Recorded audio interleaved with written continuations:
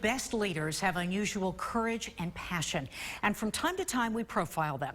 Tonight we meet a man who's built everything from world-class transportation and infrastructure projects to a local leadership center, all under the philosophy of student leadership. People are critical, they're the key, and leaders are not leaders because they have titles.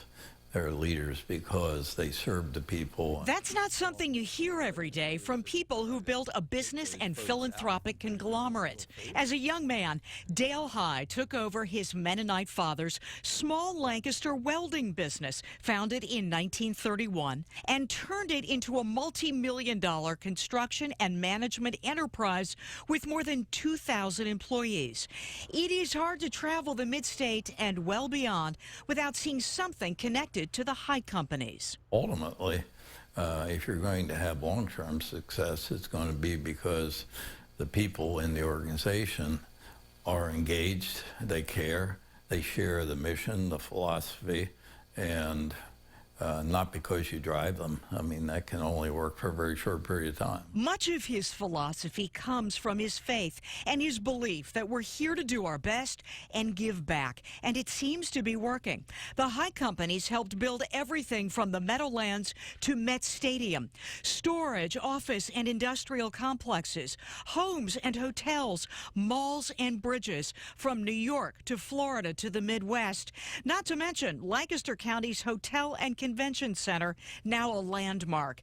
And none of it came easy. He truly believes that his business will make his community, his commonwealth, and his country better. He truly believes it. For someone who's made tens of millions of dollars, Dale insists that's not what motivates him.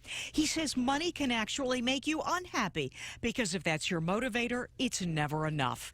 And that's why he and his family created the High Foundation, dedicated to giving money away to eliminate poverty in Lancaster and beyond. Every community needs a Dale High. I hope all of them have it.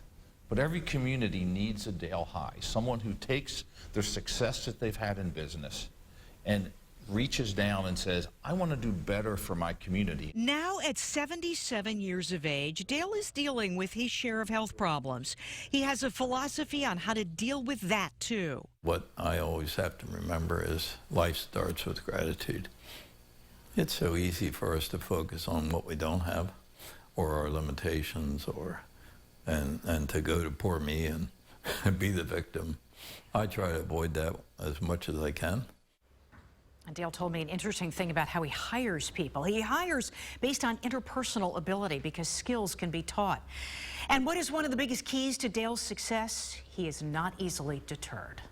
Great story, Alicia.